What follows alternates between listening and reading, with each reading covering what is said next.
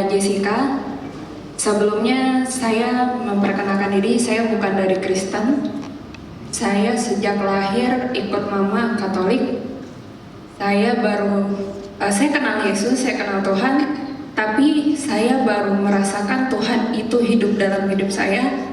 Saya umur 21 tahun. Selama saya di Katolik, saya cuma tahu pergi gereja, berdoa, pulang, selesai. Sejak saya umur 21 tahun, saya ketemu sama teman-teman yang mengajak saya untuk ketemu inilah Yesus. Sampai hari ini saya di sini, banyak hal yang membuka mata saya bahwa ikut Yesus itu bukan agama. Ikut Yesus itu nggak perlu usaha. Yang selama ini dari saya kecil, kita itu hamba, kita harus menyenangkan Tuhan, kita harus kita harus menyangkal diri kita sendiri untuk ikut Yesus. Kita harus ini. Saya sempat tidak percaya Tuhan sama sekali karena menurut saya sudah melakukan apa yang Tuhan inginkan. Saya sudah berserah penuh, saya sudah berdoa, sudah segala macam. Tapi kenapa nggak dapat? Ternyata melalui sekolah kasih karunia ini, saya sadar kalau selama ini saya mengandalkan saya sendiri, saya mengatur Tuhan ini. Itu selama ini saya merasa saya mengikuti rencana Tuhan, tapi itu rencana saya, bukan rencana Tuhan. Dan rencana Tuhan terjadi dalam hidup saya, mengubahkan saya, segala sesuatu yang ada di pikiran saya selama ini terbuka dalam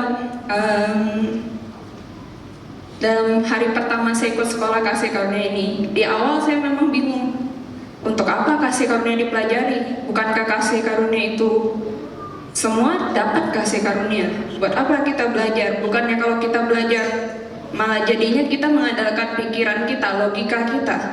Kalau kita mau ikut Tuhan, kalau kita pakai logika, bukannya kita jadinya setengah-setengah. Harusnya kan kita berserah sama Tuhan, biarkan Tuhan yang mengubahkan kita, biar Tuhan yang menggiring kita, biar semua dengan cara dan waktunya Tuhan. Melalui sekolah kasih karunia ini, saya bersyukur, saya merasa ini adalah